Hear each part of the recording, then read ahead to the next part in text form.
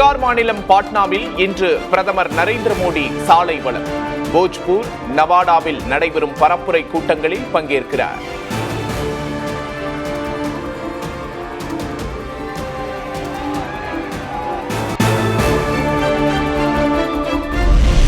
பீகார் மாநிலத்தில் தேர்தல் பரப்புரையை தொடங்கினார் பிரியங்கா காந்தி. இத்தனை ஆண்டுகளாக தராதவர்கள் இனிதான் தரப்போகிறார்களா என 1 கோடி வேலை வாக்குறுதி குறித்து கேள்வி.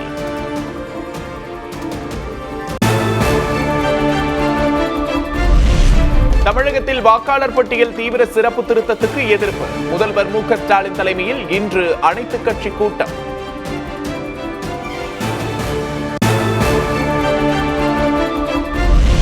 முதல்வர் ஸ்டாலின் தலைமையில் நடைபெறும் அனைத்துக் கட்சி கூட்டத்தால் எந்த பயனும் இல்லை.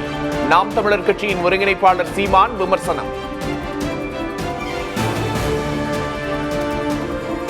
நான் பங்கேற்று ஒரு பயணம் இதுவரை எத்தனை அனைத்து கட்சி கூட்டத்தில் இப்ப அங்கீகாரம் பெற்ற கட்சினால அழைப்பாங்க பேசி பயந்து கொள்ளுங்க.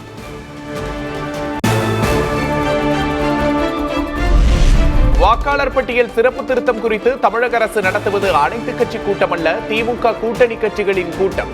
பாமக தலைவர் அன்புமணி குற்றச்சாட்டு. இது அனைத்து கட்சி இல்லைங்க, இது திமுக கூட்டணி கட்சி. அனைத்து கட்சியெல்லாம் பேர் வச்சுக்காதீங்க. அதில் என்னை பொறுத்த வரைக்கும் இது திமுக கூட்டணி கட்சி ஆலோசனை கூட்டம் தான் நான் பார்க்குறேன். நான் இது அவசியம் இல்லாத ஒன்று. பொதுச் செயலாளராக எடப்பாடி பழனிசாமி பொறுப்பேற்ற பிறகு தேர்தல்களில் அதிமுகவுக்கு பின்னடைவுதான். சர்வாதிகார போக்குடன் பழனிசாமி செயல்பட்டு வருவதாகவும் செங்கோட்டையன் குற்றச்சாட்டு. தேர்தல் களத்தில் எந்த தேர்தல் களத்திலும் ஒரு பொறுப்பேற்று வெற்றி என்ற இலக்கை எட்ட இயலாத சூழ்நிலை ஏற்பட்டதன் அடிப்படையிலே தான் 6 பேர்கள் சென்று அவரிடத்தில் இந்த கருத்துக்களை நாங்கள் வெளிப்படுத்தினோம்.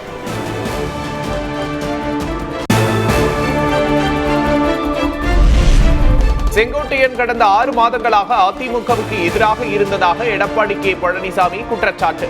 கட்சியில் இருந்து நீக்கப்பட்டவரோடு இணைந்து செயல்பட்டதால் நடவடிக்கை என விளக்கம்.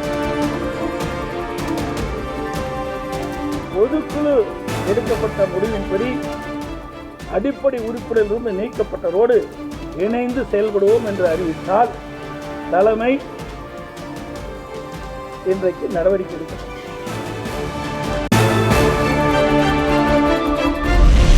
திமுகவின் பி டீமாகவே செங்கோட்டையன் செயல்பட்டு வருவதாக பழனிசாமி விமர்சனம். திமுகவின் பி டீம் தான் அல்ல என்றும், கொடநாடு வழக்கில் A1ஆக பழனிசாமி இருக்கிறார் என்றும் செங்கோட்டையன் பதில்.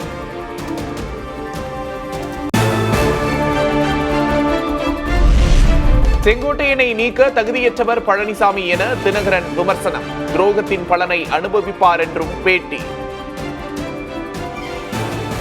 தமிழ்நாட்டு மக்கள் இந்த துரோகத்திற்கு உறுதியாக நல்ல தீர்ப்பை தருவார்கள்.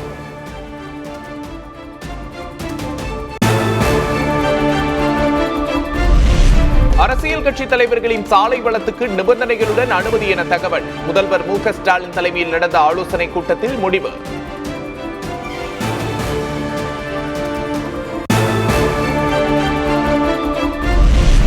வரும் 5ஆம் தேதி எடப்பாடி கே பழனிசாமி தலைமையில் அதிமுக மாவட்ட செயலாளர்கள் கூட்டம். கட்சியில் இருந்து செங்கோட்டையன் நீக்கப்பட்ட நிலையில் முக்கிய ஆலோசனை.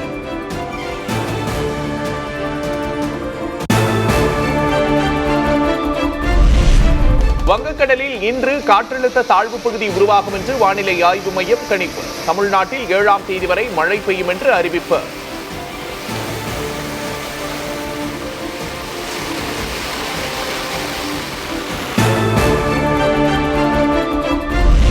சென்னையில் நேற்று 1 சவரன் ஆபரண தங்கத்தின் விலை 80 ரூபாய் உயர்ந்து 90,480 ரூபாய்க்கு விற்பனை. வெள்ளியின் விலை 1 கிலோவுக்கு 1000 ரூபாய் உயர்ந்தது.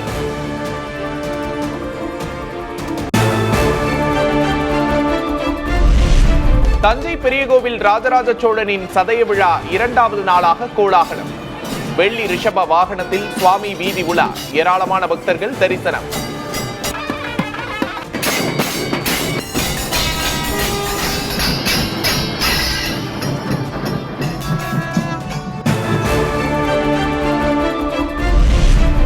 முத்துப்பேட்டை தர்கா கந்தூரி விழாவை முன்னிட்டு சந்தனக்கூடு ஊர்வலம். உள்ளூர் மக்கள் உட்பட ஏராளமானோர் பங்கேற்பு.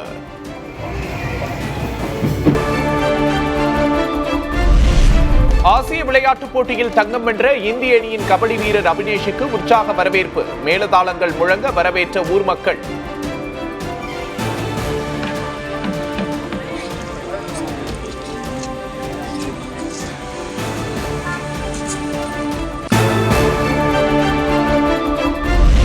சென்னை சென்ட்ரல், எழும்பூர், தாம்பரம் ரயில் நிலையங்களுக்கு வெடிகுண்டு மிரட்டல்.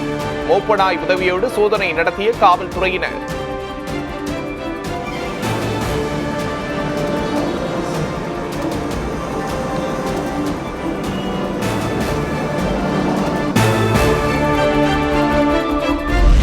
எர்ணாகுளம், பெங்களூரு இடையே வந்தே பாரத் ரயில் இயக்குவதற்கு ரயில்வே வாரியம் ஒப்புதல்.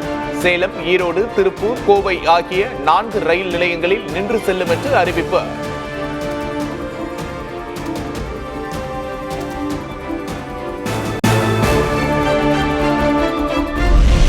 தெருநாய் விவகாரத்தில் உச்சநீதிமன்றத்தில் தமிழக அரசு பிரமாண பத்திரம் தாக்கல்.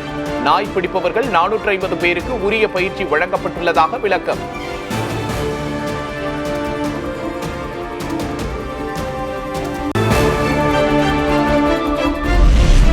டெல்லியில் தொடரும் காற்று மாசு. இந்தியா கேட் பகுதியில் புகை மண்டலம். மக்கள் அவதி.